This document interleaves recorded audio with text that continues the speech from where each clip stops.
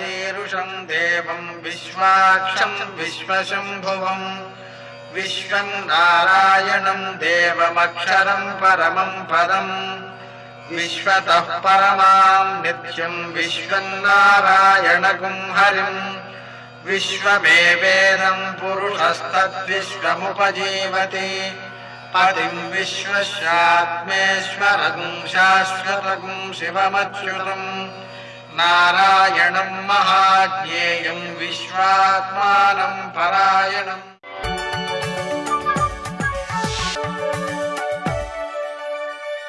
सूर्यशौर्यमथेन्दुरिन्द्रपदवी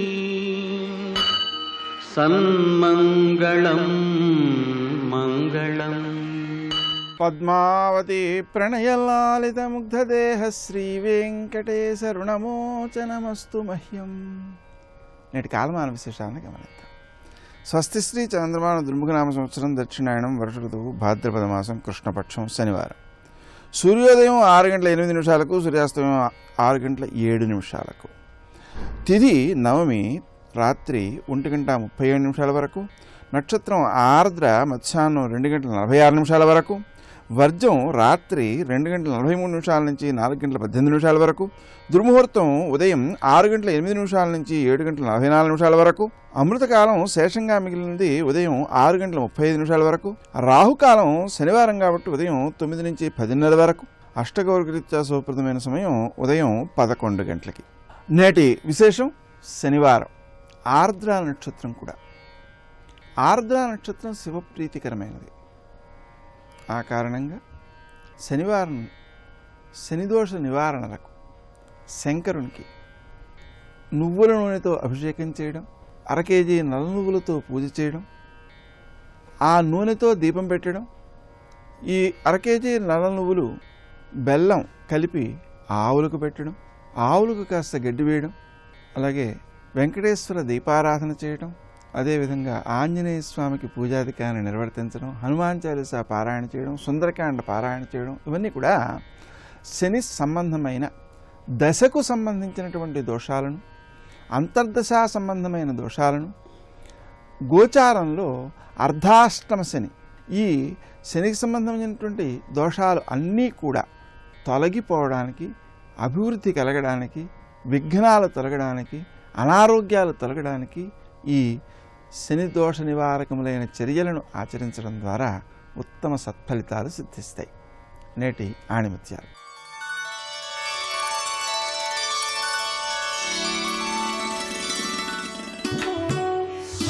సాధారణ మనుష్యులు తమ సమయాన్ని ఎలా గడపాలో ఆలోచిస్తుంటారు. తెలివైన వారు దాన్ని ఎలా ఉపయోగించుకోవాలో ఆలోచిస్తారు.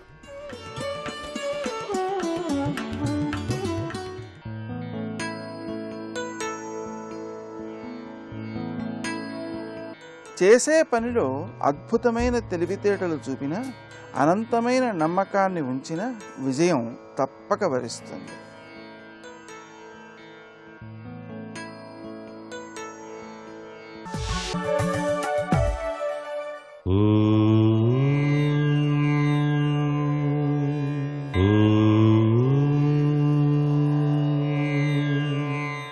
ఓం నమో నారాయణాయ. ఓం నమః శివాయ. శ్రీమాత్రేయ నమః. ఈరోజు భాద్రపద బహుళ నవమి. సంప్రదాయబద్ధంగా గౌరీదేవిని ఆరాధన చేయటం, అలాగే దుర్గే అంటూ దుర్గా దేవిని కూడా పూజించటం సంప్రదాయం. గౌరీదేవి మంగళ తత్వానికి నిదర్శనం.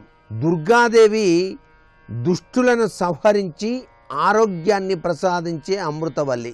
హృదయం అనేటువంటి ఈ యొక్క దైవ చింతన తత్వ ప్రభావంలో అనుక్షణం కూడాను మానవుడు అరిషడ్వర్గాల్ని జయించడానికి కృషి చేస్తూనే ఉంటాడు. ఈ అరిషడ్వర్గాల్ని ఎవరైతే జయిస్తారో వారికి జీవితం చాలా హాయిగా శాంతిగా అనిపిస్తుంది. కానీ మానవ జీవితంలో అరిషడ్వర్గాల్ని జయించటం అనేటువంటిది చాలా కష్టపడితే కానీ రానటువంటి ప్రభావం. దాని రీత్యానే ఈ గౌరీదేవిని దుర్గాదేవిని గనక మనఃపూర్వకంగా ఆరాధన చేసినట్లయితే సర్వమంగళైనటువంటి ఆ తల్లి యొక్క అనుగ్రహం, సర్వశక్తి సమన్వితమైనటువంటి దుర్గాదేవి యొక్క అనుగ్రహం వలన మానవుడు దైవచింతన తత్పరతో జీవితాన్ని సాగించడానికి ఆస్కారం ఉంటుంది. దీని వెనకాల దాగిన పరమార్థ సంప్రదాయ లక్షణం అదే. అందుకనే గౌరీదేవి ఆరాధన చేసినట్లయితే కన్యలకు త్వరగా వివాహం అవుతుంది. దుర్గాదేవి ఆరాధన చేస్తే రాహుగ్రస్త దోషం పట్టి పీడించేటువంటి వాళ్ళు విముక్తులవటానికి ఆస్కారం ఉంటుంది. దుర్గా సప్తశ్లోకిలో దాగిన పరమార్థం అదే. ఆ శక్తి యొక్క తత్వం మనిషిని ఉన్నతమైనటువంటి స్థితికి తీసుకువెళ్ళటానికి సహకరిస్తుంది. అందుకే దుర్గాదేవిని దుర్గే దుర్గే దుర్గే అని 3 సార్లు అనుకున్నా చాలు. ఇచ్ఛాశక్తి, క్రియాశక్తి, జ్ఞానశక్తి 3 కూడా మేలిక కలయికైనటువంటి ఆ జగన్మాతను మనఃపూర్వకంగా ఆరాధన చేసేటువంటి సంప్రదాయం. ఇలా పూజ చేసేటువంటి వాళ్ళు సంప్రదాయ రీత్యా ఆవు పాలతో చేసినటువంటి పరవాణం, అన్నపరవాణం నైవేద్యంగా పెట్టడం మాత్రం మరవకండి. సర్వే జనా సుఖినో భవంతు.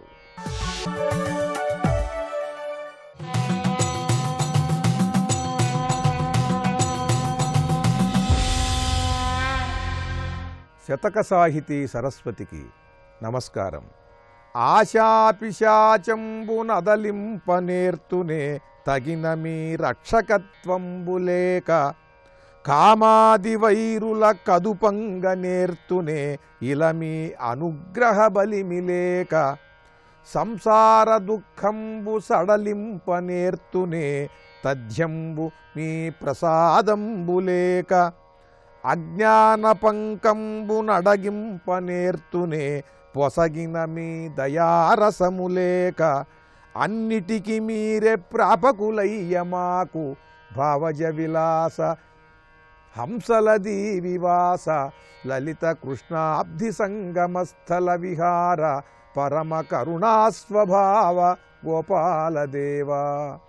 ఓ హంసలదేవి వేణుగోపాలస్వామి, ఆశా పిశాచంబునదలింపనేర్తునే తగిన మీ రక్షకత్వంబులేక. ఆశా పిశాచం ఆవహించి ఉంటే నేను దాన్ని గమనించి ఈ ఆశే నన్ను పట్టి పీడిస్తున్నది అని తెలుసుకుని ఆ ఆశా పిశాచాన్ని దూరంగా నెట్టివేసేటువంటి ప్రయత్నం చేస్తానయ్యా. ఎప్పుడు చేయగలుగుతానంటే తగిన మీ రక్షకత్వంబులేక, నువ్వు నన్ను రక్షించాలి. ఈ ఆశ అనేటువంటిది లేకుండా చేసుకుంటే నువ్వు నన్ను రక్షించగలవా? నీ రక్షణ నాకు ఉంటుంది అనే ధైర్యం ఉంటే ఏ ఆశ లేకుండా ఉండగలుగుతాను. అటువంటి దృఢమైన భక్తిని నాకు ప్రసాదించు. ఆ దృఢమైన భక్తితో విశ్వాసము కలిగి నీ యందు ఈ ఆశ లేకుండా చేసుకోగలుగుతాను. కామాది వైరుల కదుపంగ నేర్తునే ఇలని అనుగ్రహ బలిమిలేక, ఈ అరిషడ్వర్గాన్ని బయటకు నెట్టివేయగలిగిన సామర్థ్యం ఎప్పుడొస్తుందంటే ఇలా నీ అనుగ్రహ బలిమిలేక, నీ అనుగ్రహ బలం లేకపోయినట్లయితే ఈ అరిషడ్వర్గాన్ని బయటకు నెట్టివేయలేడు ఎవడు. కనుక నీ అనుగ్రహ బలాన్ని నాకు కలిగించు. ఆ బలంతో ఈ అరిషడ్వర్గములను బయటకు నెట్టివేయగలుగుతాను. సంసార దుఃఖంబు సడలింపనేర్తునే తథ్యంబు నీ ప్రసాదంబులేక. నిరంతరం ఏవో సమస్యలు వస్తూనే ఉంటాయి జీవికి. ఆ సమస్యలోంచి మరో సమస్యలోకి, మరో సమస్యలోంచి ఇంకొక సమస్యలోకి, ఎన్నెన్నో ఇబ్బందులు, ఆపదలు, ఎన్నెన్నో చిన్న చిన్న సంతోషములు, వీటన్నిటిలో తిరుగుతూ ఉంటాడు. ఈ తిరుగుతూ తానేమిటో తెలుసుకోలేడు. దివ్యమైనటువంటి స్థితికి చేరుకోలేడు. పరమ ప్రశాంతిని హృదయంలో నిలుపుకుని ఆనందంగా ఉండలేడు. అసలు తన స్థితి ఆనందముగా ప్రశాంతముగా ఉండుట. దీన్ని పక్కన పెట్టేసి చిన్న చిన్న ప్రలోభాలకు నిరంతరం తిరుగుతూ సమస్య నుండి సమస్యకి, ప్రలోభం నుండి ప్రలోభానికి అలా ప్రయాణం చేస్తూనే ఉంటాడు. ఇది సంసార దుఃఖం.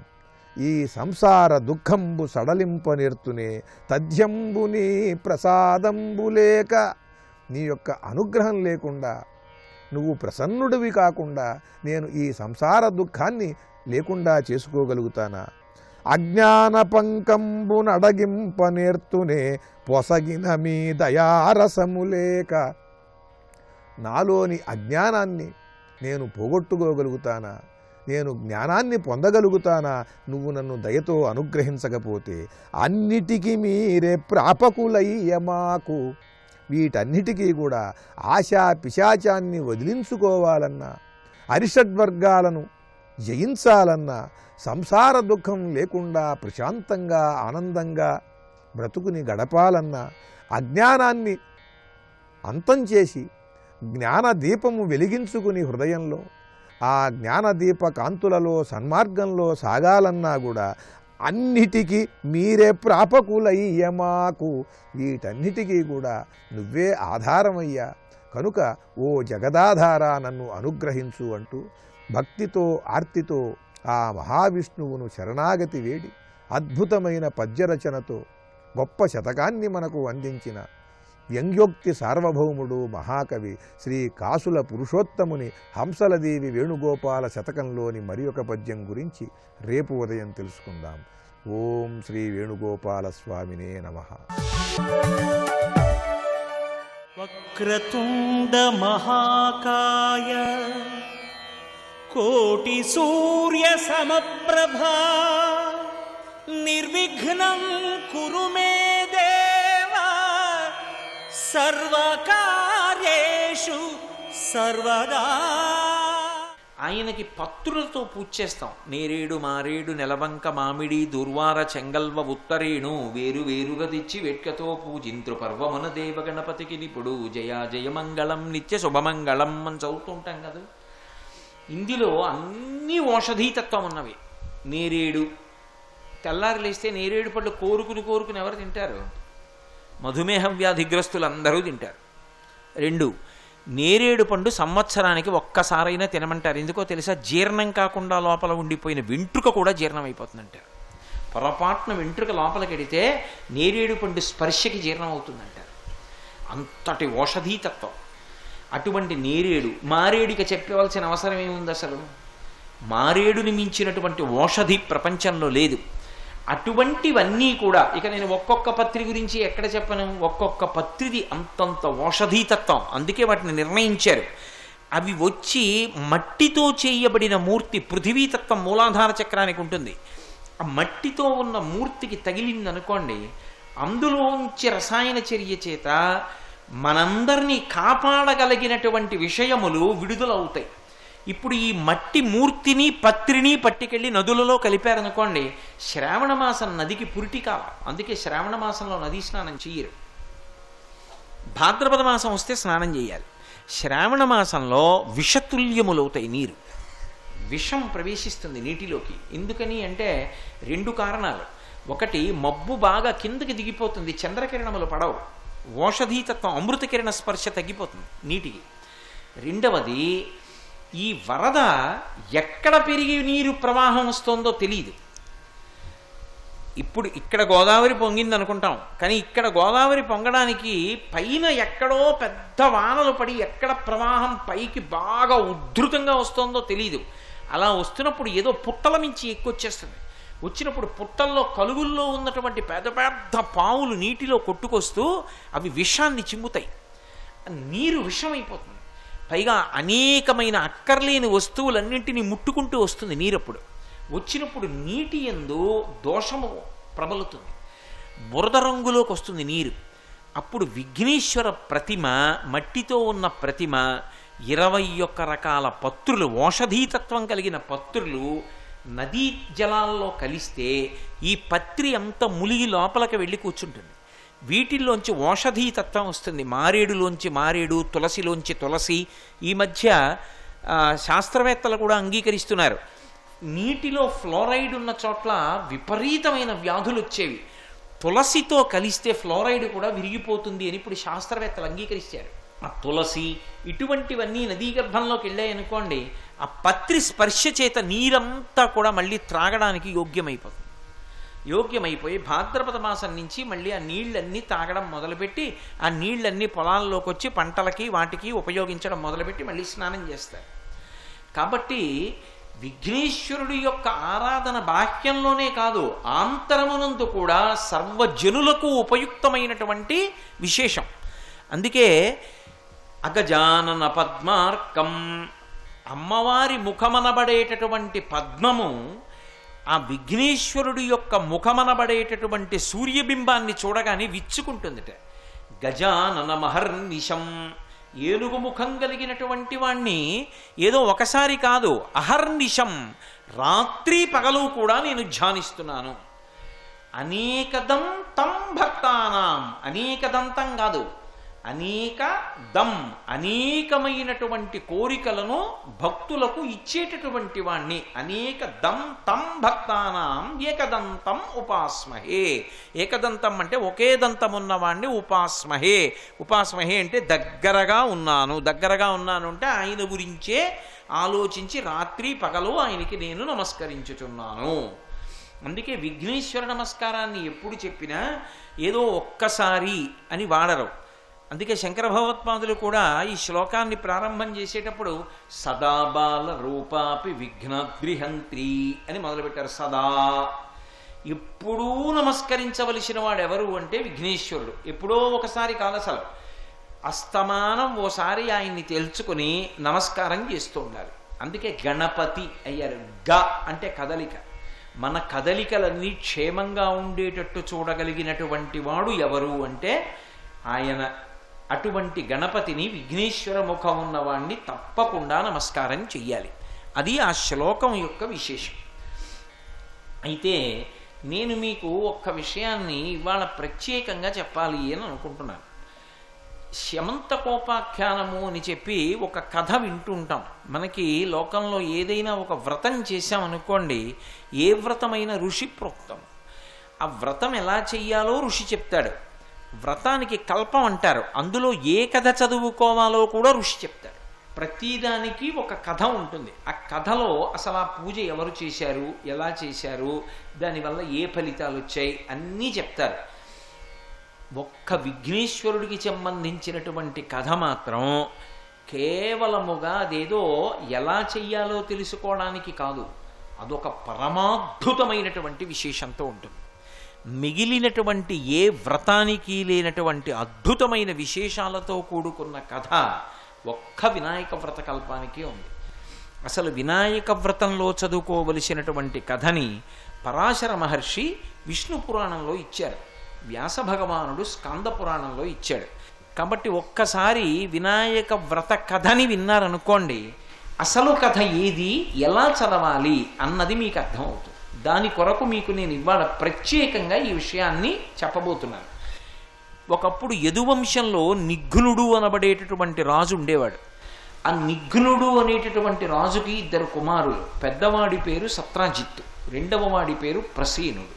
ఈ సత్రాజిత్తు సూర్యభగవానుడిని ఆరాధించేవాడు. ఒక రోజున సూర్యభగవానుడి గురించి ఆరాధన చేసి నమస్కారం చేశాడు. అనుగ్రహించి సూర్యభగవానుడు ఎదురుగుండా ప్రత్యక్షమయ్యాడు.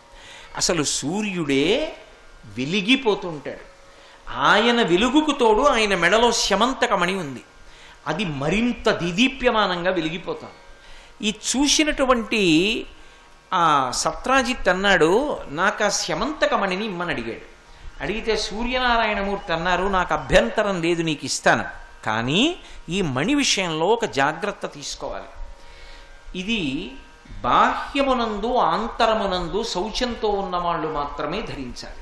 అంటే బాహ్యంలో అశౌచం ఉండకూడదు.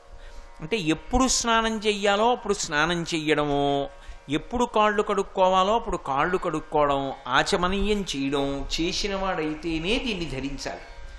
2 ఆంతర శౌచం ఉండాలి. అంటే లోపల అపవిత్రమైనటువంటి భావనతో ఉండకూడదు. ఈ 2 లేకుండా ఎవరైనా ఈ మణిని ధరిస్తే ఈ మణి ప్రభావం చేత వాడు చచ్చిపోతాడు. అలా బాహ్యాభ్యంతర శౌచం ఉంటే ఈ మణి రోజుకి 8 బారువుల బంగారం పెడుతుంది. ఈ మణి ఎక్కడుందో అక్కడ అగ్ని సంబంధమైన వాయు సంబంధమైనటువంటి ఉపద్రవములు ఏర్పడవు. అతివృష్టి అనావృష్టి ఇటువంటి బాధలు ఉండవు, అందరూ సంతోషంగా ఉంటారు. జాగ్రత్త సుమా, అడిగామనిస్తున్నాను. ఈ మణిని బాహ్యాభ్యంతర శౌచంతో ధరించమని ఇచ్చాడు. సత్రాజిత్తు దాన్ని మెళ్ళో వేసుకుని ద్వారకానగరంలో నడిచొస్తున్నాడు. చూశారు పౌరులు, అబ్బా సూర్యుడే నడిచొస్తున్నాడు అనుకున్నారు. ఆ మణి యొక్క కాంతికి తిన్నగా వెళ్ళి కృష్ణ పరమాత్మకి చెప్పారు. కృష్ణ పరమాత్మకి తెలియనిది ఏముంటుంది మహానుభావుడు, పరిపూర్ణావతారం. ఇంత గొప్ప మణి, రోజుకి 8 బారువుల బంగారం పెట్టే మణి ఎక్కడ ఉందో అక్కడ అగ్ని వాయు సంబంధమైన ఉపద్రవములు లేకుండా, అతివృష్టి అనావృష్టి లేకుండా చూడగలిగినటువంటి మణి కేవలం ఒక వ్యక్తి దగ్గర ఉండడం కన్నా రాజు దగ్గర ఉంటే రాజ్యానికి అంతటికీ క్షేమం.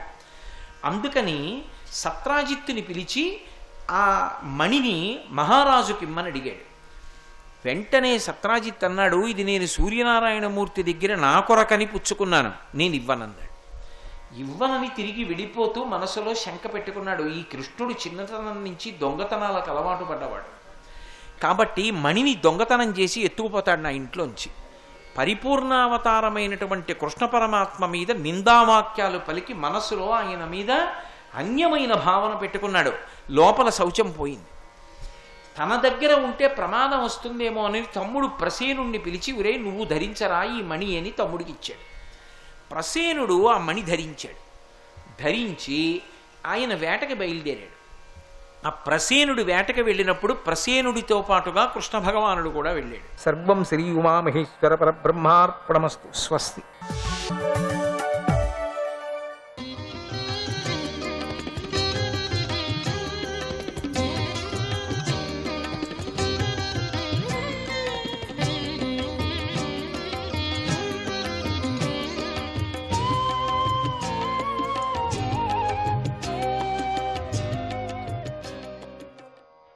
నమో నారాయణ.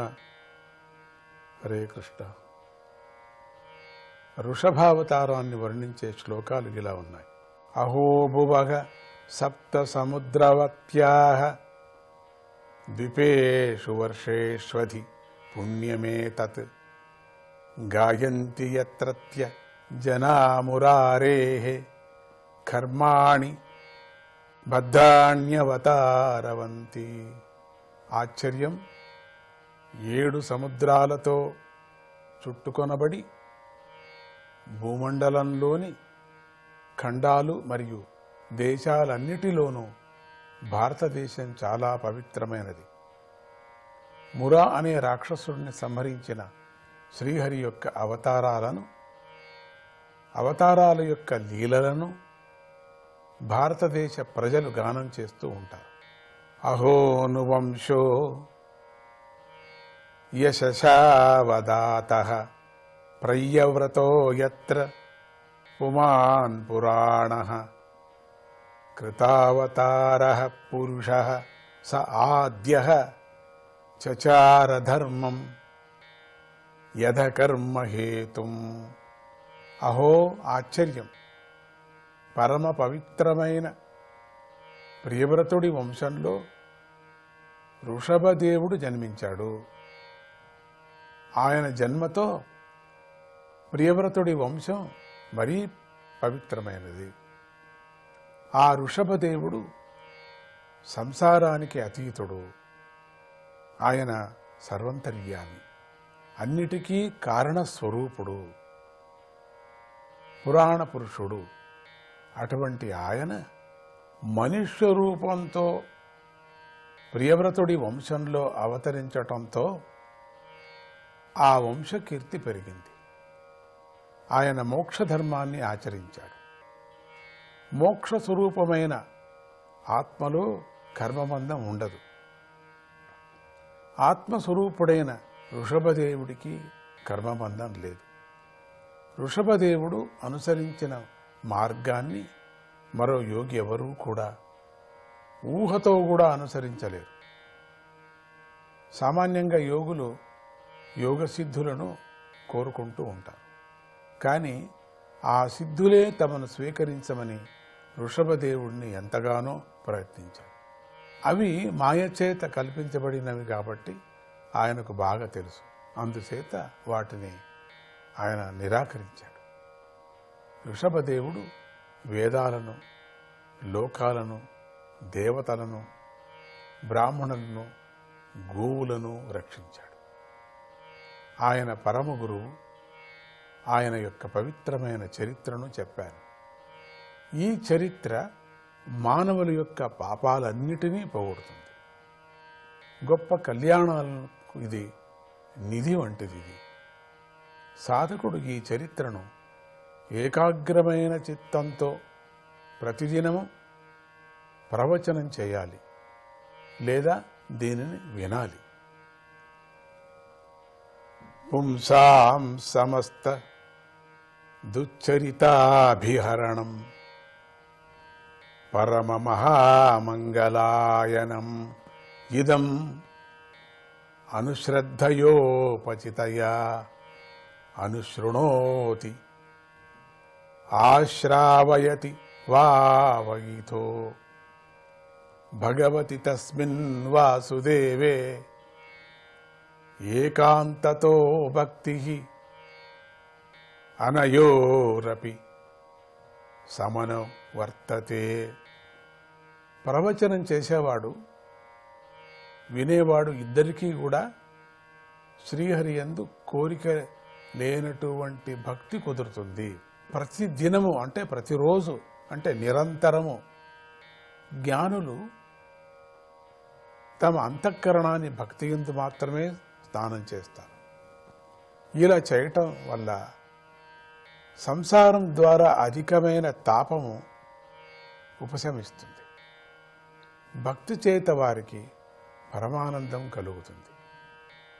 మేము భగవద్భక్తులం అని వారు భావించటం వల్ల వారి మనోరథాలన్నీ కోర్కెలన్నీ ఈడేరుతాయి.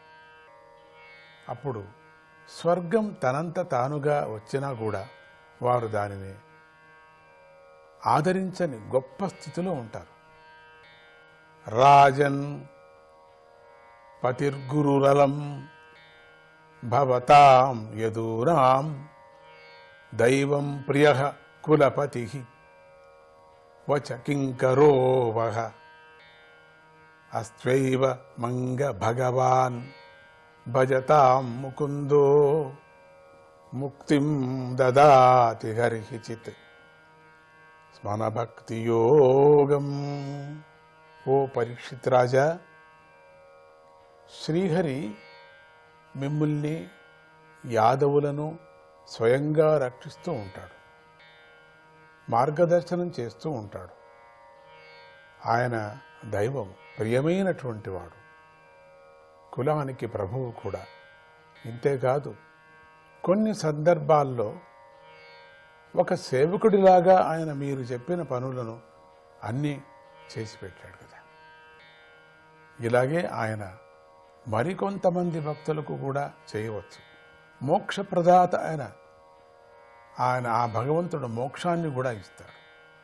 కానీ ఏ కాలంలో అయినా కూడా భక్తి యోగాన్ని సరాసరిగా తిన్నగా ఇవ్వడు. వృషభదేవుడు అన్ని కాలాలయందు ఆత్మస్వరూపమందే నిలిచి ఉన్నాడు. అందుచేత ఆయనకు ఎలాంటి కోర్కెలు లేవు. కానీ మానవుడు దీనిని భిన్నంగా నశించేటువంటి దేహమును మొదలైనటువంటి నిత్యమని భావిస్తున్నాడు. మోక్షరూపమైన ఆత్మస్వరూప విషయంలో మాత్రం అజ్ఞానిగా ఉన్నాడు. అటువంటి మానవుడికి అభయమిచ్చే ఆత్మతత్వాన్ని ఉపదేశించిన ఆ వృషభదేవునికి నమస్కారం. నమో భగవతే వృషభాయ తస్మే. ఇంతటితో పంచమ స్కందంలోని 6వ అధ్యాయము సమాప్తమవుతుంది. ఇక 7వ అధ్యాయం. ఈ 7వ అధ్యాయంలో భరతుడు పులహాశ్రమానికి అక్కడికి వెళ్ళి అక్కడ తపస్సు చేయటము అనేటువంటి చెప్పబడింది. శుక మహర్షి పరీక్షిత్ రాజుకు భరతుడు చరిత్రను ఇలా చెప్పసాగాడు. ఓ రాజా, భగవద్భక్తుడైన భరతుడు రాజ్యము చేయాలని వృషభదేవుణ్ణి సంకల్పం. ఆ సంకల్పాన్ని భరతుడు పాటించాడు. విశ్వరూపుడి కుమార్తె అయినటువంటి పంచజనిని వివాహం చేసుకున్నాడు. మహాతత్వం నుండి పుట్టినటువంటి అహంకారము పృథ్వీ, నీరు, అగ్ని, వాయువు, ఆకాశము అనే 5 సూక్ష్మభూతాలను ప్రకటించింది. అదేవిధంగా భరతుడు తన భార్య యందు తనకు తగినట్లుగా ఉన్న 5 కుమారులను పొందాడు. ముందు మనం వెళుతున్నాం. నమో నారాయణ